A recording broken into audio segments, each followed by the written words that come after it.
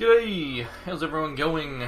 I am Havoc, and welcome to Monday Meta Madness episode 9. Hope you're all doing well.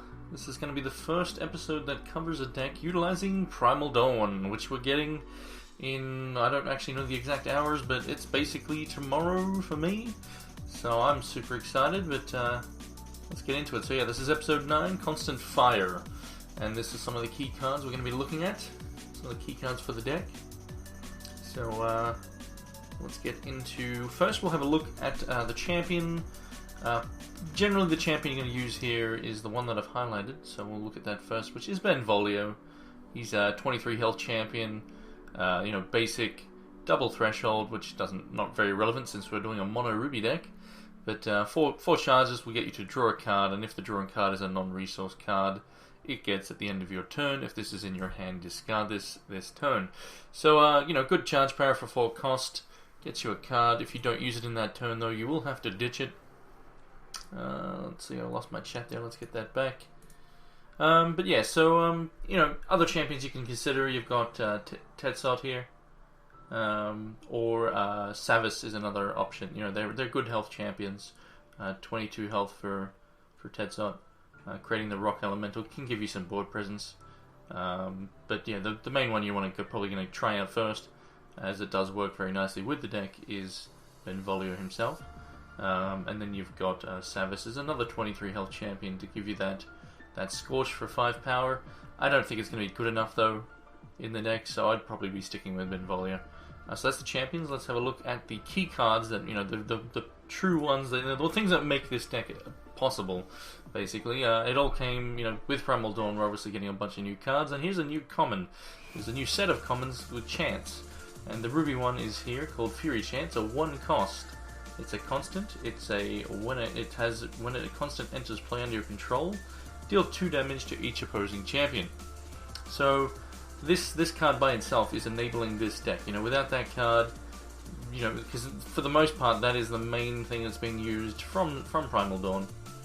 And now it's actually enabling some cards that weren't really seeing much play, like Heart of Fire, for example, has been around since set 2, hasn't seen really much play at all, and it's now actually with preparing it with this, you've got some nice synergy there, and I'm sure that's something they had planned for quite a while. That the deck basically builds itself. By getting this, you then got some nice interactions here. So Fury Chant. You get this on the board, but it actually triggers itself as well, as when a constant is play, it'll trigger itself. At least I think it does. I'm pretty sure it does. They may have changed that, but it should trigger itself. So you play this, you do 2 damage for 1, and you've got this now a constant on the board that when you play, say for example on turn 2, like you play this on 1, play this on 2, the Cerebral Fulmination, because you want to make sure you've got gas. So you play out the Cerebral Fulmination, for example, that'll do another 2 damage when you play it, and then if you were to then play Heart of Fire on the next turn, just by playing the Heart of Fire, you'll get that 2 damage in once again, and then obviously that'll then trigger Heart of Fire itself, so you'll gain 2 resources back. So on turn 3, if you play this, you get your 2 resources back, then you could potentially play, let's say another Fulmination or whatever, and you just want to keep hitting that gas. Then on turn 4, you could do a Kismet's Reverie, and this alone, it creates 3 Luxacs, and all 3 of those count as constants. So the Luxacs will enter play. I mean, it creates a bunch for your opponent as well, but that doesn't really matter too much. But the 3 it makes for yourself will do 2 damage each, so you get 6 damage there. So if you do get that just this, let's say you get these 3 into play, then that alone gives you back 6 resources. So you've got some ramp there. And then you can potentially combo off and do all sorts of crazy stuff. So then also using Mind Pyre as well for some more damage. But yeah, so they're the main stuff, and Fury Chance what's made it possible. If you have any questions while I'm going throughout the, you always have gas, nice. 12-ish hours from now for Primal Dawn, thanks. So if you have any questions throughout this, just do @HexedHavoc followed by your question. And also, when this is on YouTube, just put any questions in the comments. But yeah, so then the main cards there. Let's get into the actual deck list itself. So here's the list that I've got. Obviously this is something that's going to require testing to oh, look at double Bella. Oh no, look out. So it's going to require testing to really just tweak it to get it to a good spot. But this is probably a really nice starting point for the deck. And as I said, it basically builds itself. For the most part, you just want to have a lot of things that are flexible in their damage to the two opposing troops and to the champion. So you can see here we've got Burn to the Ground, which is 1x, deal X damage to target champion or troop. So that's flexible in the amount of damage it can do, but also the targets. So nice, because I mean this deck is mostly about going to the face, just smashing your opponent with loads of fire to the face, and killing them before they can really do anything, as it can be very explosive. So Burn to the Ground, then you got the Fury Chant, as we've already seen, the Fulmination for more gas, which you don't mind giving your opponent it, because thanks to Heart of Fire down here, you have the potential to just play out several things from a very early point in the game. Even though you're giving your opponent more gas, you're getting it for yourself as well. Because of Heart of Fire, you have the potential to just be able to play out your whole hand in certain scenarios, while your opponent sitting with maybe 7-8 cards in hand. You've maybe sitting on the same, but then all of a sudden on turn 4 or something, you do this explosive chain where you just keep playing out everything, thanks to Heart of Fire giving you resources. So yeah, Cerebral Fulmination, that's for your gas there. Impulse, another one to make sure you've got things to play. So this is something you have to be tricky with, though. You don't want to just play this early, because it does have a downside to it. So it's a 2-cost basic action. Draw 2 cards, and then the downside obviously being that those cards, much like the Benvolio Charge Power, they have that same condition there. At the end of your turn, if they're in your hand, you discard them, so you lose them. So if you use this on turn 2, well then what the hell were you doing, you buffoon? You just threw away 2 cards. So you do not use this, you have to be careful, as I said. So generally you're going to use this after you've started like a Heart of Fire chain, and like maybe you've ramped into a nice amount of resources thanks to like doing some sort of chain, and you've built up resources thanks to that. Then you just want more gas, like you do this. Maybe you've done a Rage Fire, you get back 2 from a Rage Fire, you then do that, get another Rage Fire, which you can do for then 4, so then you get 4 resources, so you got all that sort of stuff. But yeah, you have to be careful, because that condition can bite you in the butt. But yeah, so much like Benvolio Charge Power, you've got to be careful with those, pay attention. Then obviously, Rage Fire is just obviously amazing.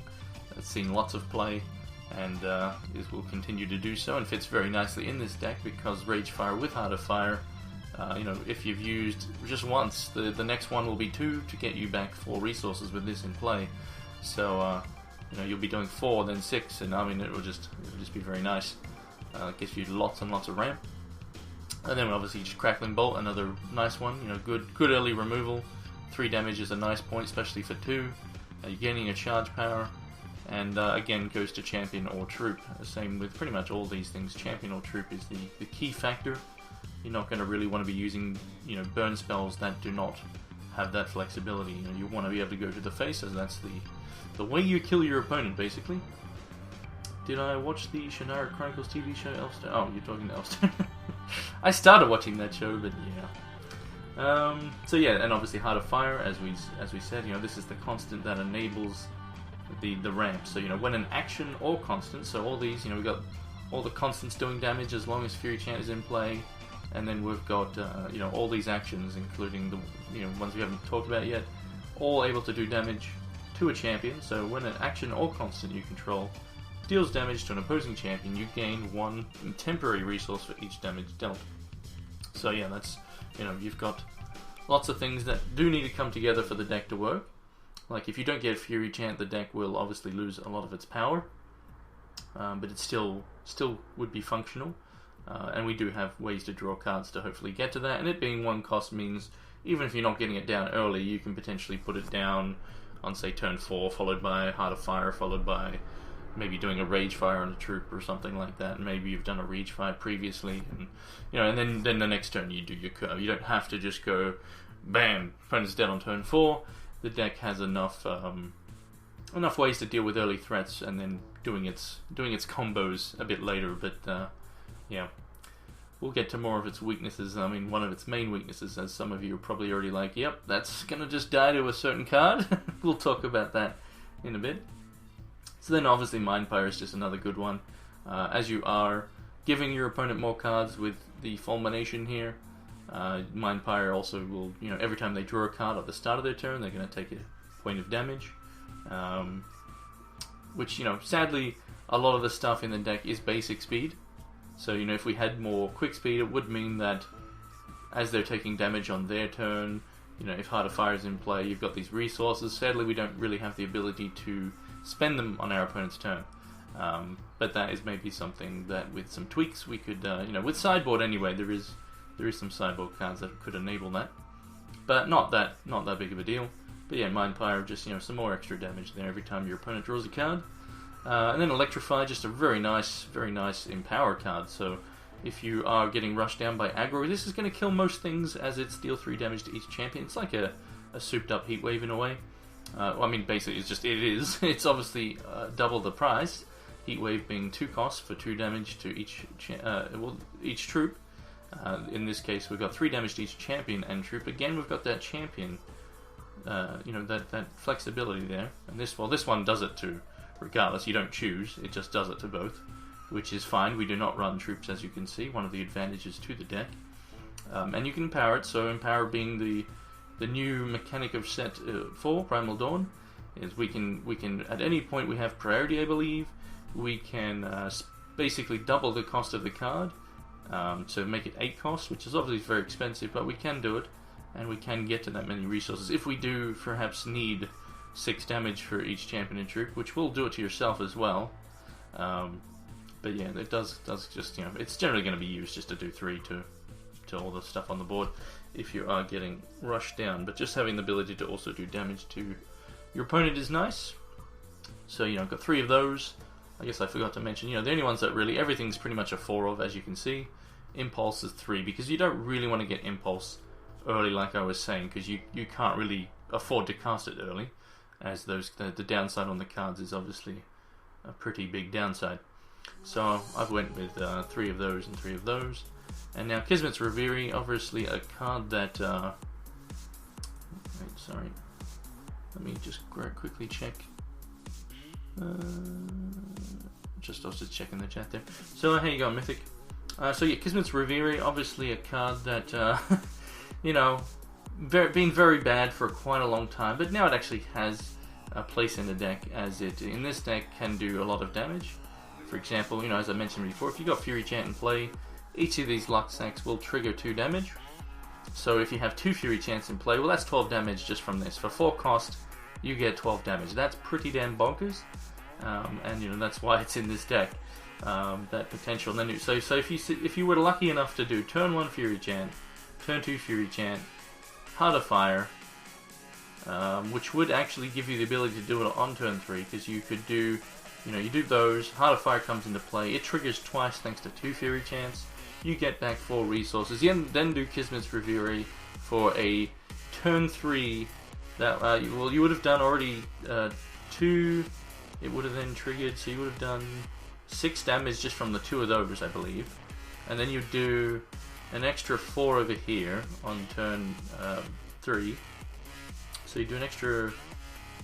Let me make sure that's right. Yeah, so you do an extra 4 there.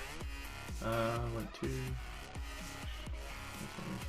I think that's right. So you do. What did I say? 6, so 10 damage. So basically, you just won the game very easily right there. But yeah, it's pretty nuts. Like Harder Fire into that, and then there's bam, 12 damage. Your opponent's just dead. It's pretty dirty. Obviously, counters can stop certain stuff like that. You will have to be careful with, things like getting Harder Fire countered. But you just have to wait for your opponent to potentially be tapped out. But oh man, that's dirty. That is dirty.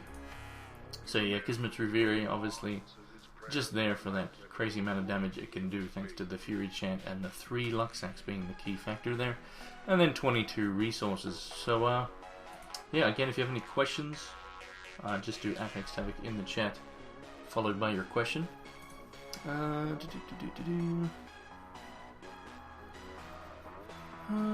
yeah, won't be able to show the deck off today, obviously, because you know, we don't have the patch yet. But what I will be doing is showing the deck off tomorrow during the 48-hour stream. So if you haven't heard about that yet, there should be an update on the HEX TCG website sometime today with more info. There's going to be a 48-hour stream with several streamers. My segment will be on Wednesday, 2 AM PDT, which is like Wednesday 7 PM Australian time, like Melbourne time, something like that. And I'll show off this deck in action at that point. And then this, you know, I'll have a video separate on YouTube as well, showing it off, so you'll be able to see it in action. But yeah, let's get into the next bit here, which is just, you know, again, the strengths and weaknesses. So here's the biggest weakness. You know, I just figured we'll just slap a card there. This is obviously a card that incredibly good against the deck. So, you know, if you want to try and if you think everyone's going to run this deck, which I wouldn't be surprised if a lot of people do try different variations of it. Wind of Change is obviously a very nice one. Now, if it just destroyed all constants, that would be something you could probably get back from. And again, like, the deck can curve out and do a turn 3 kill. So, you know, like, while this is an answer, it's still, you know, they still need to draw this answer. Like, if they're main decking 4 of them, you're gonna have a bad time. Let's be honest, it's potentially gonna kill you, but you still can just win before they even get a chance to cast it. And they have to get it as well. It's much like when you're trying to do a troop heavy deck, and you know you're hoping your opponent doesn't have extinction. In this case, you're running a no troop deck, but they've got the extinction for what you are running. You know, the constants basically. So you know that's obviously a big deal, but it is still one of those things you can still like. It'd be interesting to see how it does actually pan out, because I think the deck will still be viable even with this existing. And yeah, like, because also it's going to depend, I mean, there's so many factors, obviously, but yeah, the meta is going to be all over the place. But yeah, as Mantic said there, and as I was saying, God Hand will give you a turn 3 kill, which is basically Fury Chant, Heart of Fire, Kismet's Reverie. That basically kills your opponent, depending on their health, though. Like, you might need a little bit extra, which wouldn't really, you know, you wouldn't need, what was I saying? You wouldn't need, you would need maybe just an extra burn or something to finish them off, as you will be getting, you know, Heart of Fire is what's fueling that. So, definitely have the ability to do it. You're going to need, you know, the God Hand, you know, and obviously the strengths of the deck. Sorry, some trucks outside, pretty loud. So, you know, the deck is explosive, can curve into extremely fast win, thanks to its ability to play several things in one turn from a very early point in the game. So, you know, as I was saying, you know, if you did the turn 1, like, if you get multiple Fury Chants and Heart of Fire already, that's incredibly good, because that's where, as long as you've got the gas generators, be it Impulse, Cerebral Fulmination, all that sort of stuff, or you've just got, you know, a nice hand from the get-go, you can obviously do a very explosive start. And obviously not having any troops means that any decks that you're against that are running, you know, troop removal, which generally most decks do, but that's, you know, going to depend on the meta of what people do. But yeah, you've got the obviously upside there. Your opponent will have a lot of dead cards, and then due to being in a single shard base, you get obviously some nice consistency. So yeah, you know, Winds of Change, again, it does shut the deck down, but will it be, you know, obviously a God Curve will just get in, kill them before that even matters. But, and you could potentially, now the fact that it gains 2 health for each constant destroyed does mean that, let's say you're going to have, like, say 4, like if you've got 4 constants down and your opponent's not dead, you've probably got them very close, depending on what you know, because you might not draw the Fury Chant, right? And if you don't, you know, if you get like half of your combo, or, you know, just, that's, you know, one of the weaknesses to the deck as well, is that if you don't draw, you know, there's a lot of things synergizing together, and if you only get half of the right stuff, then it's going to be hard to really do that explosive curve, obviously. So you could have a situation where you've got like maybe a Cerebral Fulmination, maybe you got 2 of those, a Heart of Fire, and then you've got like all these burn spells and stuff, which, you know, is decent, but you know, without Fury Chant, you might not get, you know, fast enough. Then Wind of Change comes down, and that heal, you know, with say 4 constants, that's, you know, they've gained 8 health back. I think you'd still have an okay chance, but yeah, it would be pretty damn tough. So anyway, so that's, you know, obviously one of the biggest weaknesses there. will be definitely interesting to see how you know, everything works out. But you know, here's some reserve or alternative options. So these are some things you can do. Some of these, you know, options for the main deck, or you know, reserves, obviously. So starting up, you know, Burn is obviously a very nice card and does work with either in the main or the side. And the reason why I'm not putting it in the main is it is obviously, when it comes to removal, you know, has a low reach, you know, at only 2 damage. So depending on how the meta is, if the meta is obviously very aggressive troop based, then Burn will probably be in the main deck. If the meta is more on the slower side with quality troops like Fenteo, you know, like say for example we're using it now and you're up against like a Fenteo, you know, vampire deck and all that sort of stuff, Sigmund's Game is a great one for that, because Ruby by itself, you know, is the reach needed. You know, obviously you got Fenteo at 4 health, so you'd have to, a lot of the cases, 2 for 1 yourself, whereas Sigmund's Game you can bring in from your reserves to just be like, you know, I'll just kill that, thanks, for 1 cost, thank you very much, and then very likely play out something else in the same turn. So Sigmund's Game, great sideboard card, depending on how the meta is obviously going to flash out. You know, just being able to deal with those things that are tough to deal with. Also great against Spell Shield, obviously, you know, as it is, excuse me, destroy a random artifact or troop. So if you're, for example, you know, obviously I don't think it's going to be very prevalent anymore, but you know, like Azure Fate and current meta with Spell Shield and card draw, you know, Sigmund's Game would just shut that down, because that deck doesn't really have any troops before the Azure Fate. That's normally the first troop that's coming down in that sort of deck, so Sigmund's Game would be a great answer for that at only 1 cost. You know, very, very good card, so very, very nice rare there. And then obviously Heatwave, you know, it's just a cheap option against very aggressive decks. So you've got, you know, some good answers just in those 2 cards there. You know, for aggression, you've got, well, the 3 cards. These are the ones that are in the sideboard, because you know, if you're into very aggressive stuff, you know, say pucks and parries are still a thing, then you're going to want to have burns. Maybe you still have the heat waves in there, if they're also using Howling Braves and whatnot. Sigmund's Game obviously is just great for, you know, the bigger stuff with high defense.